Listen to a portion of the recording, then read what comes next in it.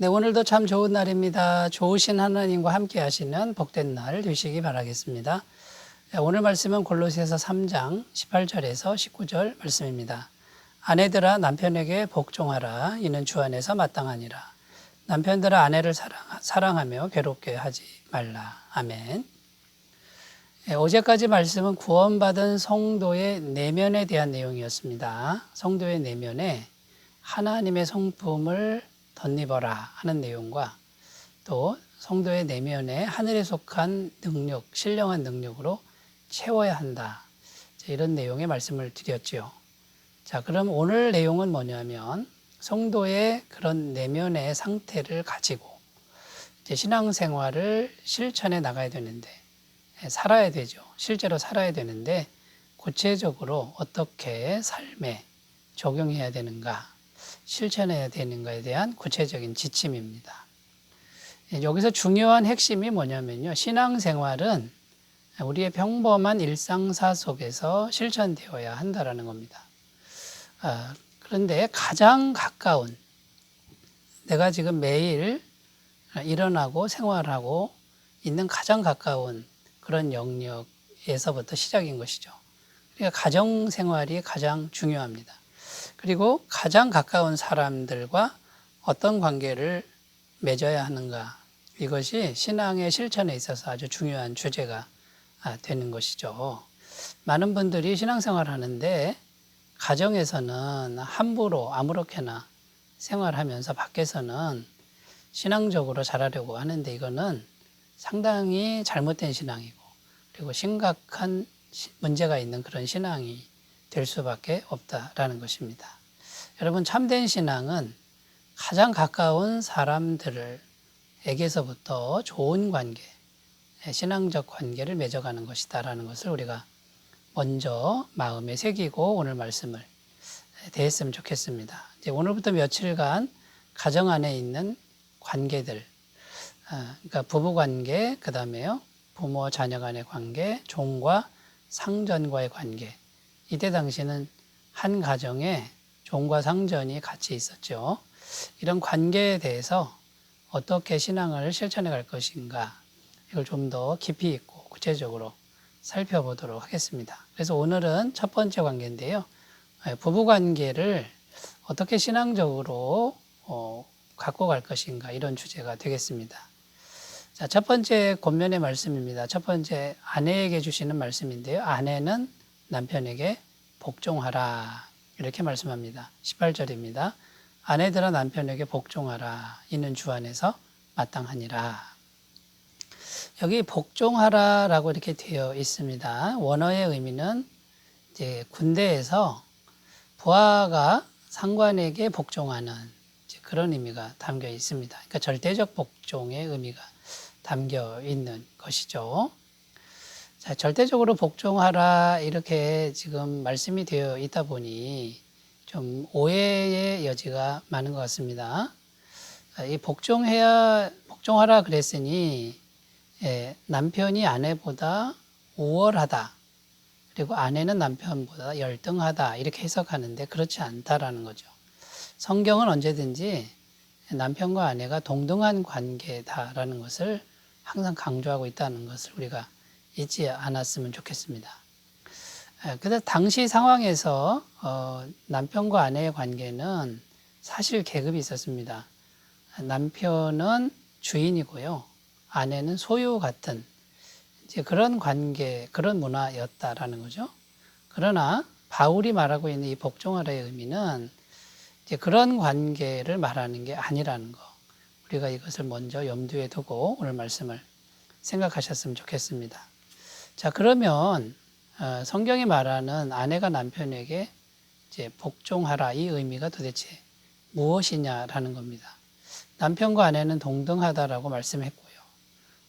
그런데 상관에게 절대 복종하듯이 복종하라, 이게 도대체 어떤 의미냐라는 겁니다. 자, 이런 복종하라의 의미를 우리가 이해하기 위해서요, 하나님 아버지, 성부 하나님과 성자 예수님의 관계를 우리가 생각할 수 있다라는 겁니다. 성자 예수님과 성부 하나님은 삼위일체 하나님으로 동등한 관계입니다. 계급도 똑같고 영광도 똑같은데, 그런데 성자 예수님이 어떻게 하셨죠? 죽기까지 복종하셨지 않습니까? 자, 여기서 말하는 이 죽기까지의 복종은 굴종이 아닙니다. 일방적인 그냥 명령하달의 복종이 아니고 성부 하나님을 전부를 다해서 사랑한 거죠. 사랑하고 신뢰하는 그런 마음에서 죽기까지 이제 복종한 것이라는 겁니다. 그러니까 아내가 남편에게 복종하다 이 말은 열등한 존재이니까, 또 주인이고 종이니까 복종하라 이런 의미가 아니라 그리스도가 성부 하나님을 전부를 다해 사랑하는 그 마음 때문에 철저히 복종하는 그런 마음을 가진 그 사랑의 마음으로 복종하라라는 것이죠. 여러분, 그러니까 지금 아내가 남편에게 복종하라 할 때 이 복종하라는 인간적인 마음으로는 불가능하다는 겁니다. 그것만으로는 불가능하고 그리스도의 마음이 바깥에서부터 우리 안에 계속해서 들어와야만, 그리스도의 마음이 계속 우리 안에 들어오면 어떻게 됩니까? 성부 하나님을 향한 온전한 복종이 할 수 있는 힘이 생긴다라는 것이고요. 내 옆에 있는 남편에게 그렇게 복종하게 된다라는 것이죠. 남편이 마음에 안 들어도 마음 중심은 끝없이 사랑하는 복종, 이것이 가능하다라는 겁니다. 자, 그러면 이 마음을 하나님이 아신다라는 거죠. 아내가 남편에게 복종하는데 하나님 생각하면서 복종하는 그 마음을 아신다라는 겁니다. 하나님으로부터 상이 있을 줄로 믿습니다. 여기서 또 우리가 생각할 것은요, 복종하다 이 말은 주 안에서 마땅하니라, 주님 안에서만 복종해야 된다는 겁니다. 신앙을 떠나고 하나님을 배반하라, 그걸 복종할 수는 없는 거죠. 여러분, 오해가 없으셨으면 좋겠습니다. 자, 두 번째로 가보겠습니다. 두 번째, 이제 아내가 남편에게 복종하는 것이 첫 번째고요. 두 번째는 남편이 아내에게 어떻게 권면하냐면요, 남편은 아내를 사랑하라 이렇게 되어 있습니다. 19절, 남편들아 아내를 사랑하며 괴롭게 하지 말라 이렇게 말씀하고 있죠. 자, 여기서 말하는 사랑은 아가페입니다. 인간적인 사랑 이상이죠. 하나님의 사랑으로 사랑하라. 에베소서 5장 25절에도 남편들아 아내 사랑하기를 그리스도께서 교회를 사랑하시고 그 교회를 위하여 자신을 주신 같이 하라. 그런데 인간이 어떻게 그리스도처럼 사랑할 수 있겠습니까? 그러니까 이것도 우리 마음에 그리스도의 사랑을 계속 받아들여야만 가능하다라는 겁니다. 여러분, 그리스도의 사랑을 계속 받아들일 때 아내를 아가페로 사랑할 수 있다는 거, 우리가 이것을 꼭 기억하셨으면 좋겠고요. 이 아가페 사랑이 우리 안에 있을 때 진정으로 부부관계가 행복해질 수 있다는 겁니다. 처음에 부부가 결혼할 때는 에로스적인 사랑이 강하죠. 오래가지 못합니다. 그리고 이기적으로 되고 자기중심적으로 될 수밖에 없습니다. 그런데 여러분, 시간이 지나면서 이제는 기다려주고 섬기는 그런 사랑이 필요한 거죠. 그게 바로 아가페의 특성이죠. 아가페가 있을 때 부부관계는 진정으로 행복하고 거룩한 관계가 될 수 있다라는 겁니다. 그리고 많은 분들이 또 아가페 사랑을 오해하는데 무조건적인 사랑으로 사랑하라 이런 의미다 보니까 아내 되는 분들이 남편에게 아가페 사랑을 무조건적인 사랑으로 요구를 하는 경우가 있다라는 겁니다. 그런데 여러분, 아가페는 불의와 함께하지 않는 사랑이라는 거, 우리가 이것을 꼭 기억하셨으면 좋겠습니다. 고린도전서 13장 4절에서 6절에 보면요, 아가페 사랑의 특성이 나오는데, 사랑은 오래 참고 사랑은 온유하며 시기하지 아니하며 사랑은 자랑하지 아니하며 교만하지 아니하며 무례히 행하지 아니하며 자기의 유익을 구하지 아니하며 성내지 아니하며 악한 것을 생각하지 아니하며 불의를 기뻐하지 아니하며 진리와 함께 기뻐하고.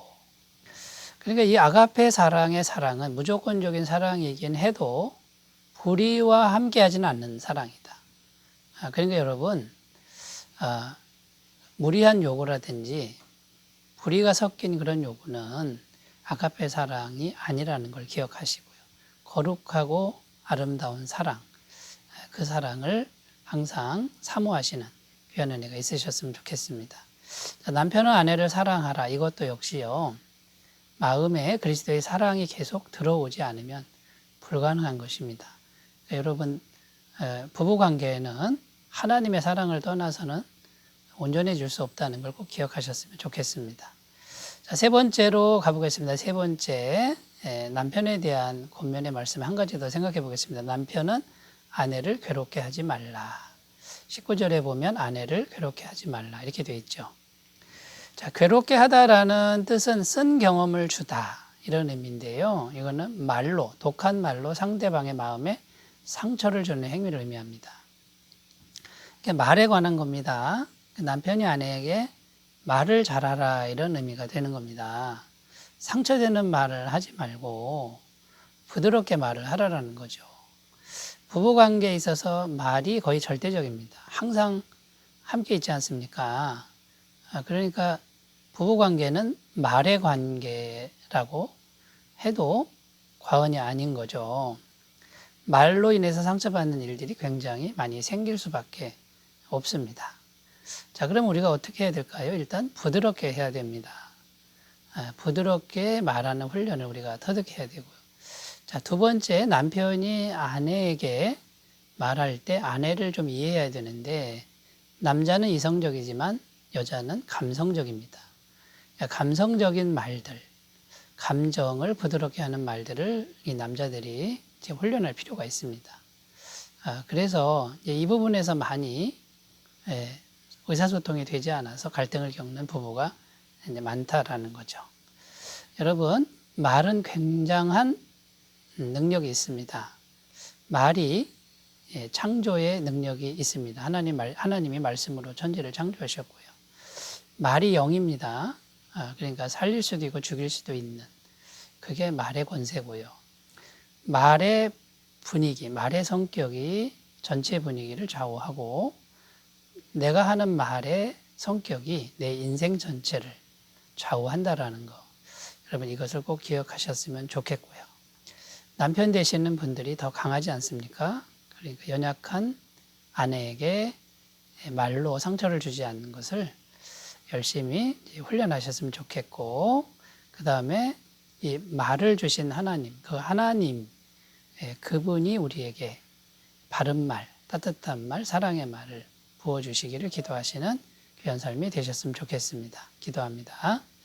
하나님 아버지, 신앙생활은 가장 가까운 데서부터 시작입니다.